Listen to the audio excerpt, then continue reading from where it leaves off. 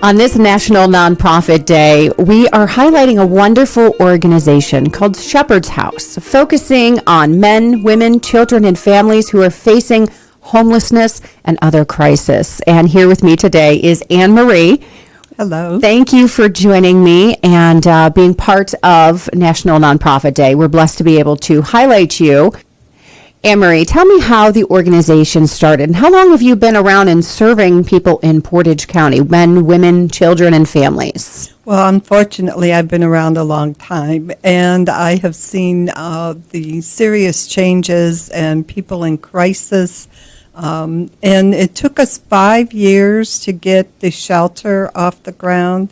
By the time we had to find a facility, get funding, because we do not take any government funding, so we had to rely on the generosity of the folks in the community.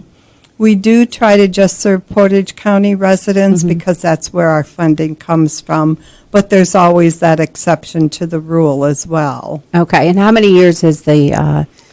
We opened our doors on April 19th, 2022. Okay, so been serving the community for about 3 years now. Correct, yeah. So when someone comes to you, kind of what is their situation? What are you trying to help them accomplish through the Sheperd's House? Well, our goal is to get them on their feet.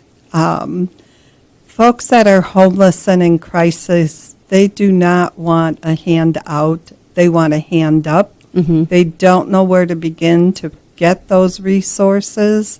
And so that's one of the things that we pride ourselves on. The staff is very knowledgeable about what's available out there. Okay. And so they provide those resources to the individuals or the families, but they have to do the work too. Okay, so you're giving them the tools to be able to get back on their feet again. And, you know, if you're in that situation, it can be a really daunting and scary and uncertain process. So you've got your team of volunteers to kind of give them that hand, that support, that safety net for the time being to build those skills, correct? Correct. And we do have a staff of, I'm the only full-time person, but I also have a staff of 6 other individuals that work alongside with the guests and the volunteers. So, in the 3 years that you have been operating and helping these people,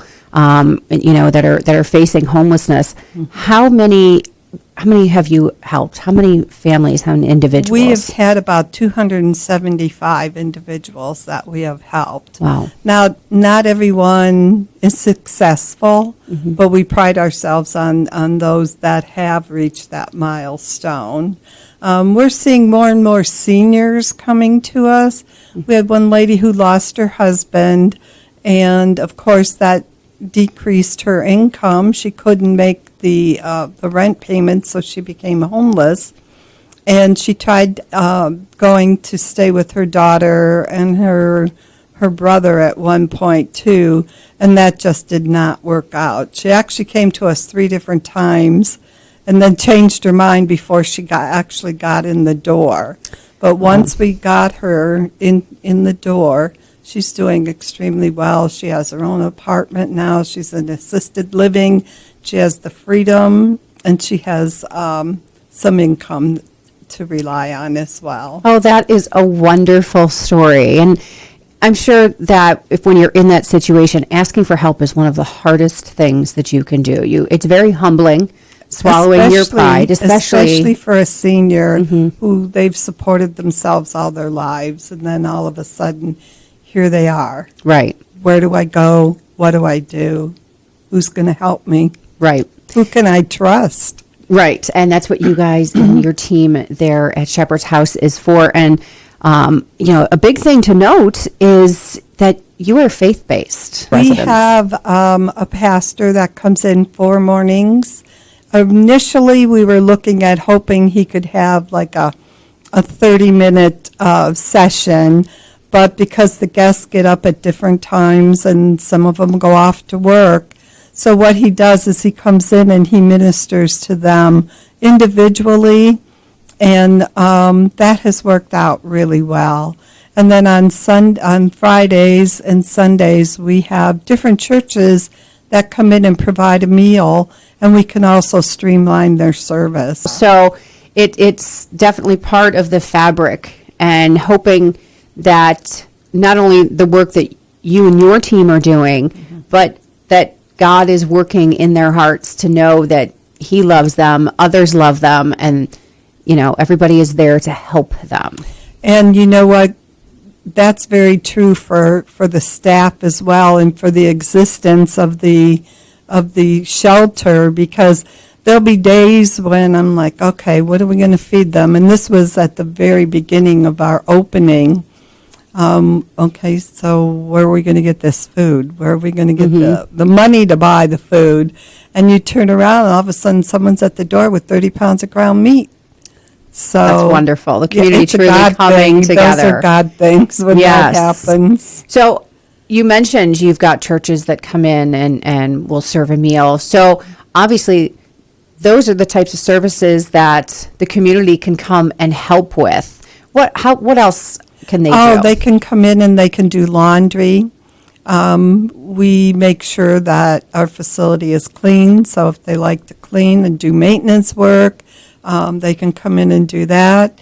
And as well as prepare or just serve a meal. Some people want to just come in and serve it. We'll prepare the meal, they'll come in and serve it.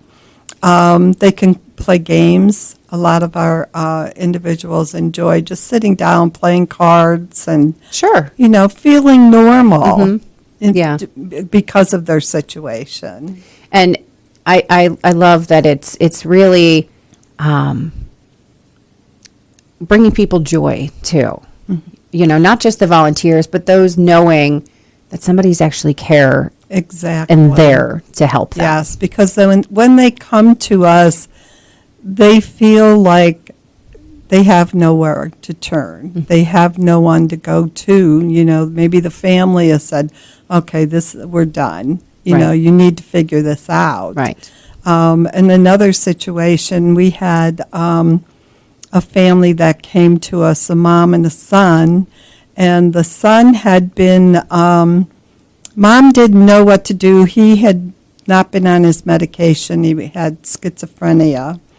And so she called the sheriff's department, and the sheriff's department encouraged her to press domestic violence charges against him.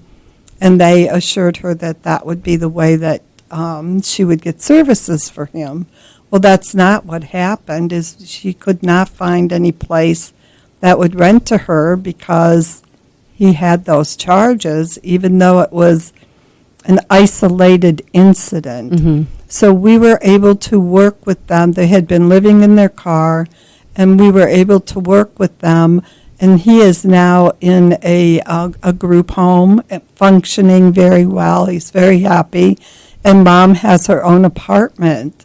So it doesn't end there as far as once they move out. We just had a situation where this young man called one of my staff members and said, hey, I've not been able to get a hold of my mom. And he was scared. So we called the police department. They went and did a well-check visit. And my staff member also went over there. So this mom was just thrilled that we still cared about her. That's it. And that, so what are you obviously have community resources with organizations and other groups to help, get the firm footing for them to be able to be in their own apartment or be where the best place is for them. So what other types of relationships do you have in the community? Well, one thing we know is we're not the experts in everything, and there are experts out there. So we work with mental health agencies. We have Town Hall 2. We have Coleman. We work with Job and Family Services. We have a case manager that comes in once a week, and our guests get to sign up to meet with them, whether they're going to sign them up for SNAP, Medicaid, whatever service that they might need. So We also have Hopetown that comes out, which is a sober living environment for men. Okay. And we just know we need those partnerships. Right. So. All encompassing, from the place to lay your head, to the food, to the clothes, to filling people with the love of God. That's what you guys are doing, and giving them hope and Absolutely. strength. Absolutely. So, and you've got an event coming up, right? A we big one? do. In November 21st, we have dueling pianos.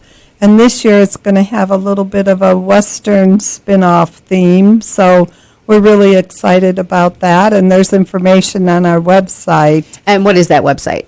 It is www.shepherds-house.net. I love dueling pianos. They're always so much fun. So I encourage you to go to the website and learn more and get your tickets and how you can help.